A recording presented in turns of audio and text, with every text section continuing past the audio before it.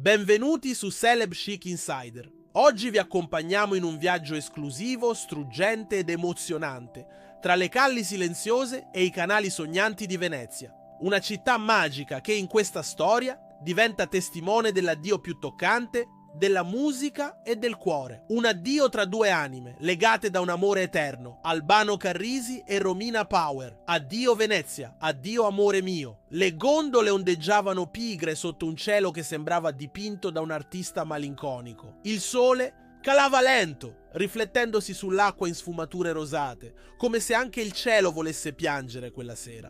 Su uno dei ponti più antichi della città, seduto in silenzio, c'era Albano Carrisi, con una chitarra tra le mani e gli occhi gonfi di ricordi. Non c'erano fan in delirio, né fotografi a inseguire la celebrità. Solo il vento, l'acqua e le melodie di un tempo che non si poteva più fermare, perché quella non era una sera qualunque, era l'ultima sera, l'ultima notte in cui Albano Carrisi avrebbe potuto cantare per la donna della sua vita. Se amate le storie di celebrità che vi fanno emozionare, non dimenticate di iscrivervi al nostro canale e mettere un bel mi piace a questo video. Iniziamo questo viaggio indimenticabile. Un amore nato tra le acque. Albano Carrisi e Romina Power si erano incontrati quando erano poco più che ragazzi. Lei, figlia della Hollywood più dorata, lui, la voce calda del Sud Italia. Due mondi opposti, uniti da una scintilla immediata. Venezia fu la loro prima fuga d'amore, il primo bacio rubato sotto un lampione, la prima promessa fatta davanti alla luna. Da quel giorno non si lasciarono più. Costruirono insieme una carriera straordinaria, tra canzoni intramontabili, concerti in tutto il mondo e una famiglia bellissima. Ma non furono solo rose. Come spesso accade nelle grandi storie d'amore, anche la loro fu segnata da dolori profondi. Il tempo che cambia tutto. Il tempo passa, le cose cambiano. Dopo anni di successi e felicità arrivarono le prime crepe, i silenzi, le incomprensioni.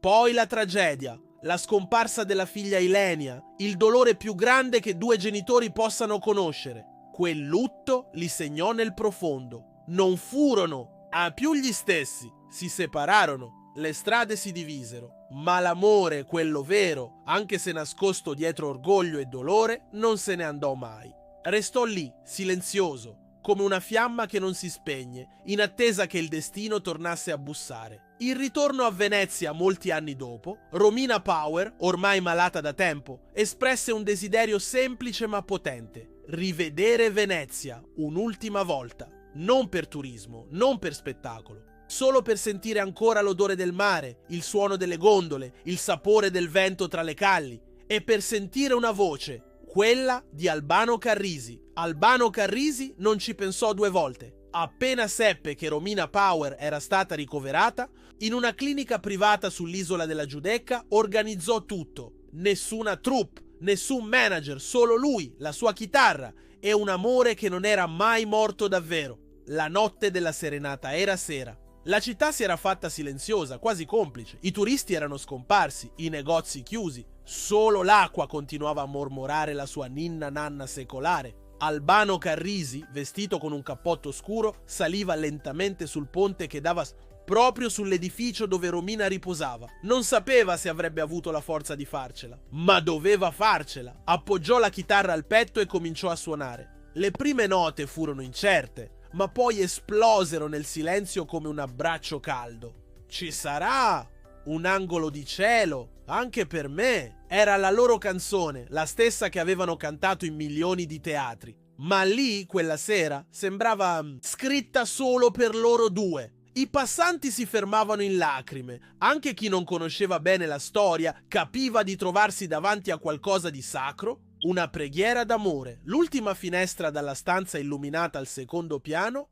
Romina Power ascoltava. Era debole, stanca, ma i suoi occhi brillavano di una luce viva, potente. Guardava verso la finestra e vedeva il suo Albano Carrisi, lì sotto, come il primo giorno. Le lacrime scendevano silenziose, ma sul volto si disegnava anche un sorriso, perché quell'amore, seppur arrivato alla fine, era stato vero. Albano Carrisi alzò lo sguardo, la vide. Lei gli mandò un bacio con la mano tremante. Fu l'ultima volta, l'ultimo gesto, il loro addio. Il giorno dopo, Venezia si svegliò avvolta da una nebbiolina leggera. I giornali non ne parlarono. Non ci furono scoop né titoli in prima pagina. Ma nella stanza 212 della clinica, Romina Power si era spenta serenamente, con una rosa sul petto e un sorriso tra le labbra. Albano, distrutto ma in pace, lasciò la città il giorno dopo. Non disse nulla. Ma chi lo vide passare giurò che nelle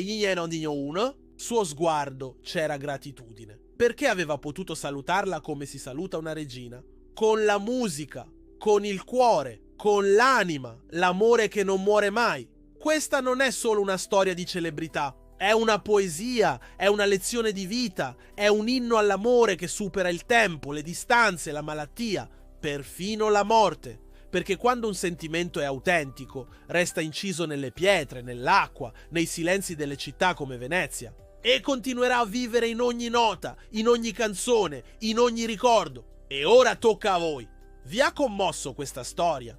Credete ancora nell'amore che resiste al dolore e al tempo? Fatecelo sapere nei commenti qui sotto. Raccontateci se anche voi avete vissuto o conosciuto storie simili. Condividete questo video con chi ha bisogno di credere che l'amore vero esiste ancora. E se volete continuare a emozionarvi con noi, iscrivetevi al canale Celeb Chic Insider e attivate la campanella per non perdervi le prossime storie vere, toccanti e indimenticabili. Un abbraccio e alla prossima emozione!